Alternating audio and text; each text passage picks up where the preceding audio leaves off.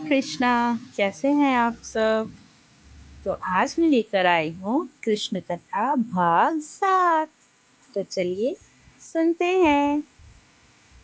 तो आज की जो कथा है वो है माखन चोर से मुरलीधर तक गोपियों का प्रेम।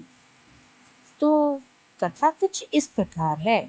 वृंदावन में भगवान श्री कृष्ण अब थोड़ा बड़े हो चुके थे। उनकी बाल लीलाएं अब किशोर रूप में बदल रही थी। उनकी मुरली की मधुर धुन पूरे वृंदावन को मंत्रमुग्ध कर देती थी।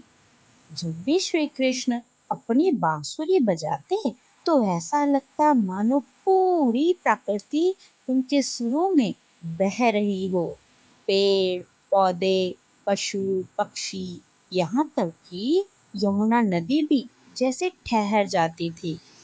वृंदावन की गोपियां उस मधुर धुन को सुनकर सब कुछ छोड़ देती थी।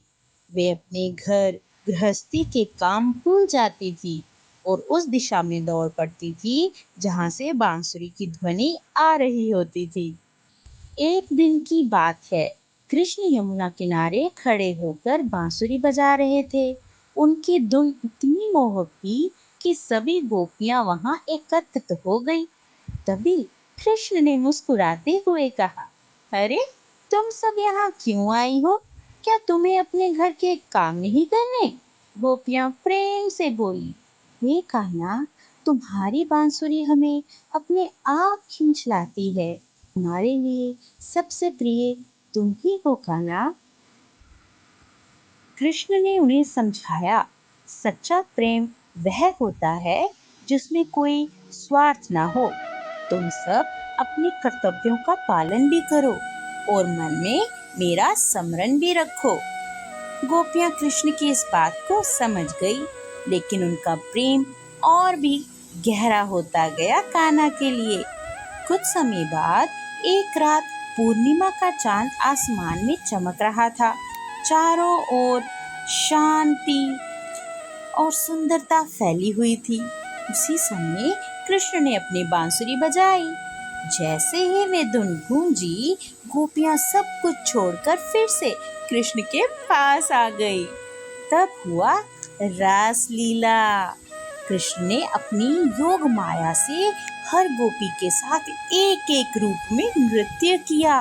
ऐसा लग रहा था मानो हर गोपी के साथ केवल कृष्ण ही हैं। ये कोई साधारण नृत्य नहीं था, बल्कि ये आत्मा और परमात्मा के मिलन का प्रतीक था। देवता भी इस अद्भुत दृश्य को देखकर मंत्रमुग्ध हो गए। आकाश से पुष्प वर्षा होने लगी। इस लीला के माध्यम से श्री कृष्ण ने ये सिखाया कि सच्चा प्रेम निस्वार्थ होता है। भगवान को पाने के लिए शुद्ध भक्ति आवश्यक है। जब मन पूरी तरह भगवान में लग जाता है तो जीवन हर क्षण आनंदमय हो जाता है। रास लीला के बाद गोपियां अपने अपने घर लौट गई, लेकिन अब उनका मन पूरी तरह कृष्ण में ही बस चुका था।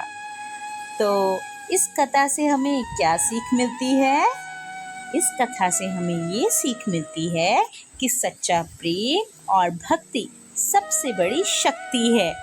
भगवान को पाने के लिए मन की शुद्धता होना जरूरी है। कर्तव्य और भक्ति दोनों का संतुलन आवश्यक है। तो मैं उम्मीद करती हूँ आप सबको श्री कृष्ण की ये रास लीला कथा बहुत ही सुंदर लगी होगी।